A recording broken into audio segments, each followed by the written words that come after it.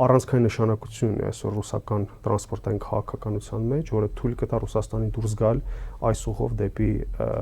Հնդկական օվկիանոս։ Ըստ այդմ Զանգեզուրյան միջանցքը, այսպես կոչված, կարող է խոչընդոտ հանդիսանալ այս մեծ ռազմավարության համար։ Սա շատ լավ գիտակցում է Իրանի Իսլամական Հանրապետությունը, դրա համար պարբերաբար խոսում է այդ իր կարմիր գծերի մասին, եւ սա վստահաբար շատ լավ հասկանում են Մոսկվայում։ Սա է պատճառը, որ Մոսկվան դեռևս այդ եռակողմ հայտարարության ներքո իրեն դիրքավորել էր որպես վերահսկող կողմ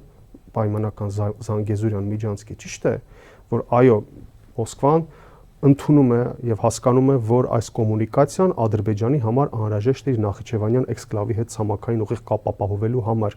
բայց Ռուսաստանը ինքը փորձելով այնտեղ ապահովել սեփական ուժերի, ՖՍԲ-ի առկայությունը, հենց այդպես էր արձանագրված այդ հայտարարության մեջ երակողմ, ապահովել սեփական ներկայությունը ցույց չտալով մի այնպիսի իրավիճակ, որը կարող է խոչընդոտել հյուսիս-հարավ լոգիստիկայի իրականացմանը, որովհետև այնուամենայնիվ հայ-իրանական այդ փոքր, բայց շատ կարևոր սահմանը ես կասեի հանգուցային դերակատարում կարող է ապագայում ստանալ հյուսիս-հարավ լոգիստիկայի ներքո։